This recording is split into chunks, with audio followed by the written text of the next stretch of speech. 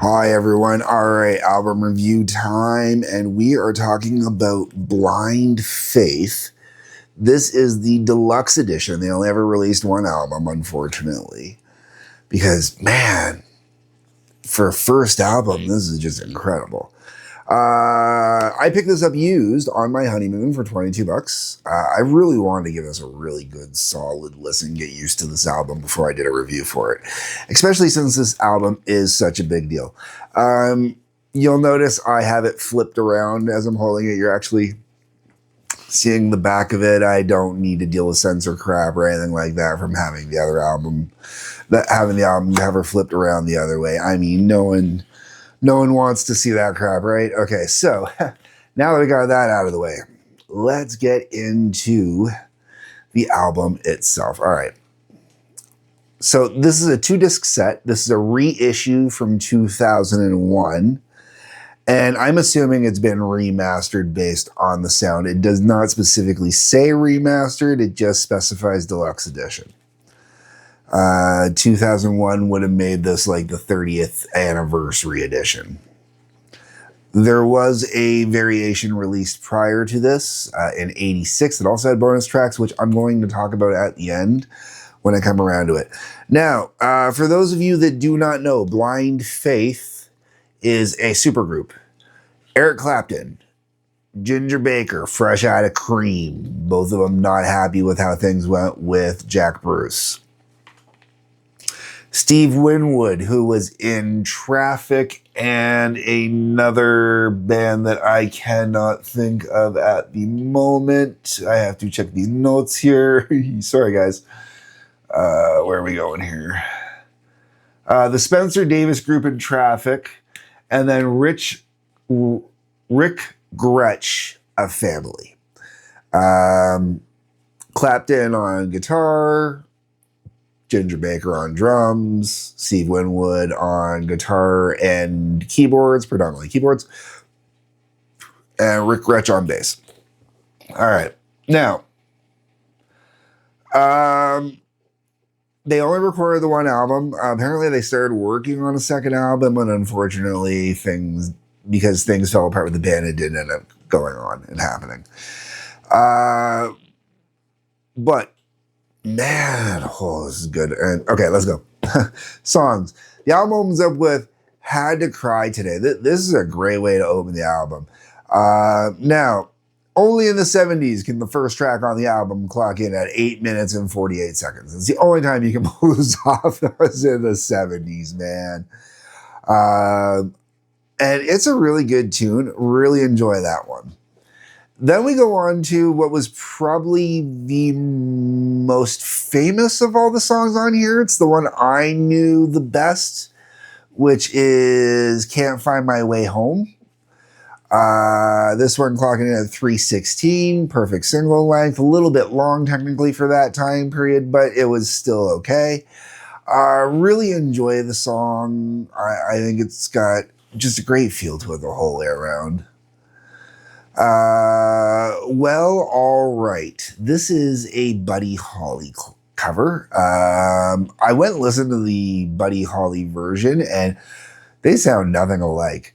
Also, keep in mind, this album was originally released in, I believe, 1970? Something like that. Crud. That's what happens when I don't have the notes and I gotta rely on the data in front of me. Sorry about that, folks. Okay, so I want to say this was released 1970, might have been 1971. Like I said, this was like a 30th anniversary release. Okay, so this song has got this real kind of funk groove to it and whatnot. I actually really dig "Well, All Right," performed by Blind Faith over the version performed by Buddy Holly. The version for Buddy Holly kind of sounds like a stripped back demo, vastly stripped back demo in comparison. This has got the keyboard work on this is awesome. Like everything about this song is just really, really cool. Like this is going into my list of like top covers. Just really digging this tune. Next two songs are kind of hit and miss for me. "Presence of the Lord" This one is too slow bluesy for me, too soft bluesy for me. Definitely a lot closer to what I would think of as later Clapton. Now, let me be very clear. I still dig this more than later Clapton. When I say later Clapton, I'm talking like Unplugged and afterwards.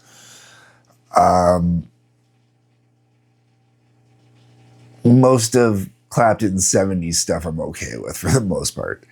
Then the next one after that is Sea of Joy. Sea of Joy is a good tune. I really, really dig on this one when the album's playing. The thing is because of where it sits with Presence of the Lord and then going into the next track, which is Do What You Like,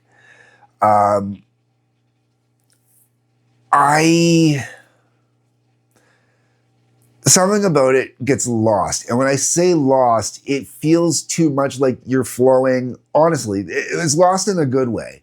It feels like you're flowing from Presence of the Lord into Sea of Joy and then into Do What You Like.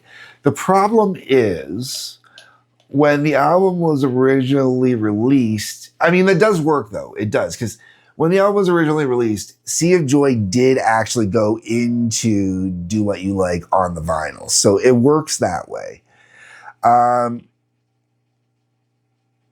And I really think maybe if I listen to this on the vinyl, it might pop a little bit more because it would be separated from Presence of the Lord. And it does pop from Presence of the Lord.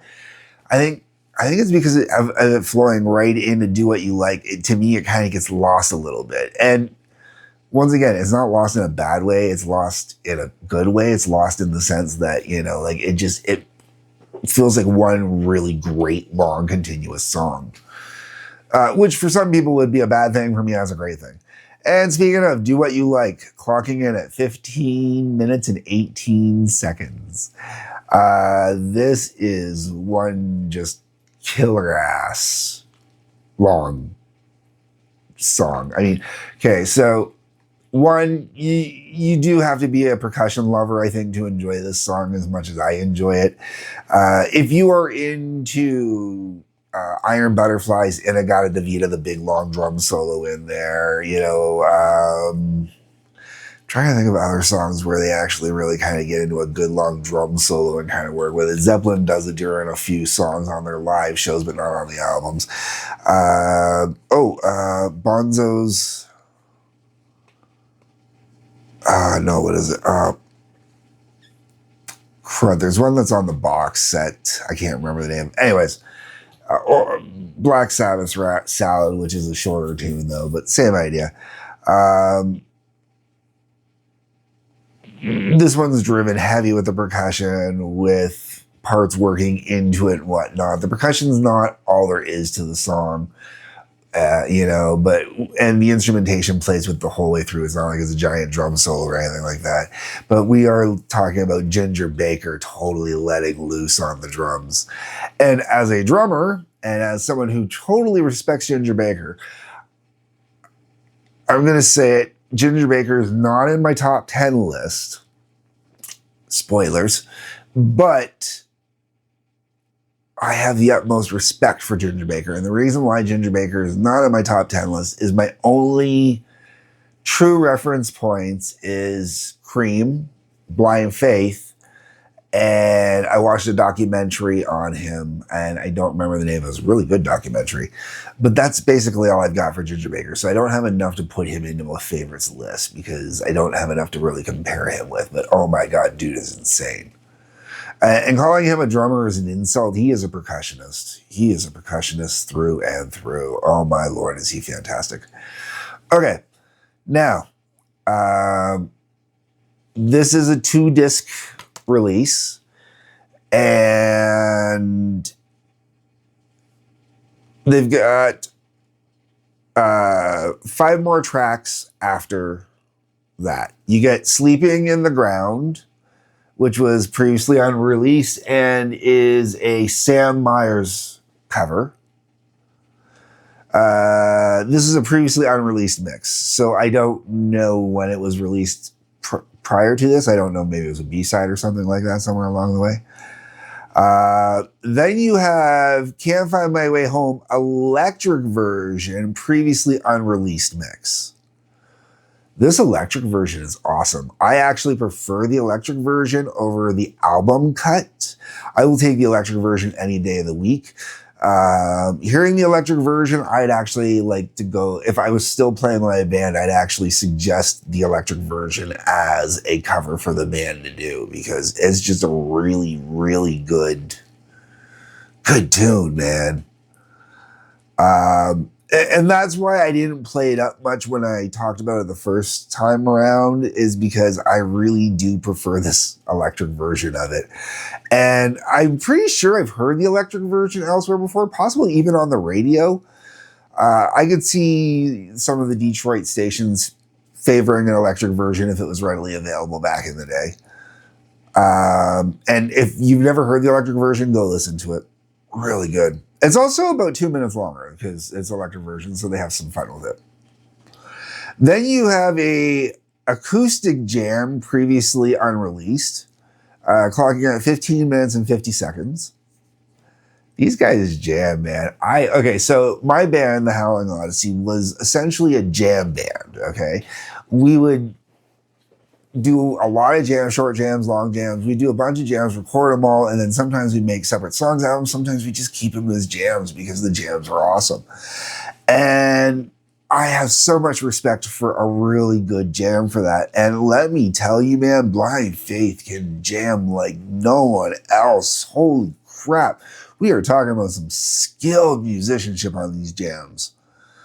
Whew. And this acoustic one is fantastic, man. And it's nice that there is an acoustic one on here, because there are more jams, and a lot of these other jams get a lot more electric-y.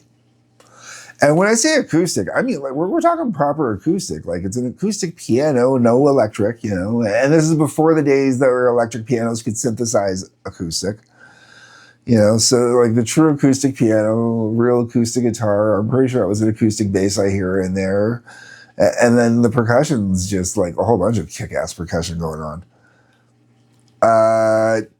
Time winds, or I don't know if it's time winds or time wins.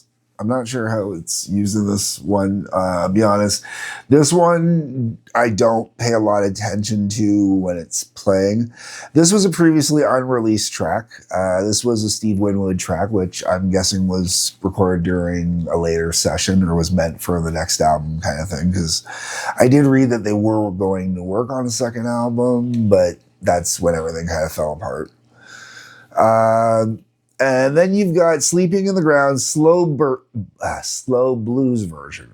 And honestly, yeah,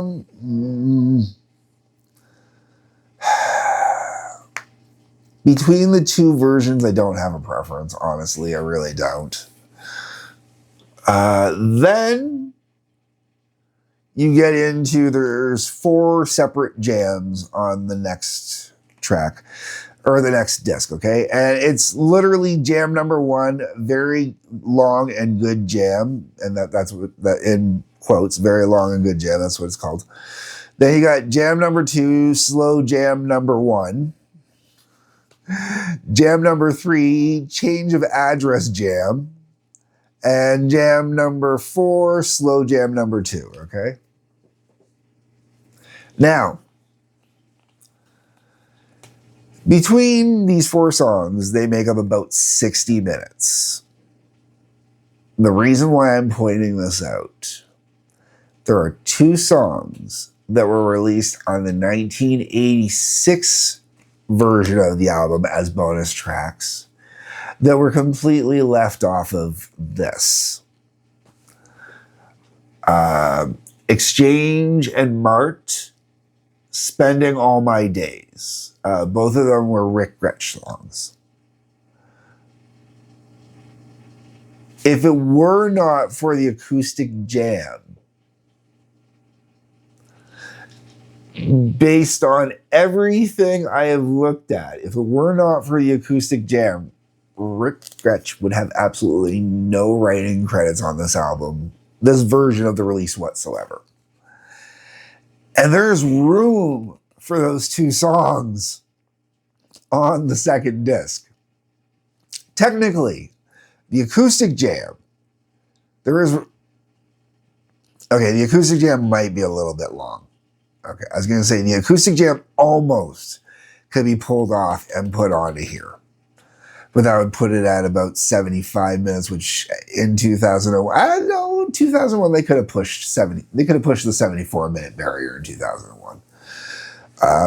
But they didn't have to. Okay, so either way, they could have included those two songs. And I'd really like to know why they were left off. Because I don't have them, which means I now have to go look for the 86 release of those albums to get physical copies of them. That's really annoying, man. I mean, when there was room here to put them on, just put them on, man. What, you couldn't throw the guy a few extra coins, like, come on, dudes.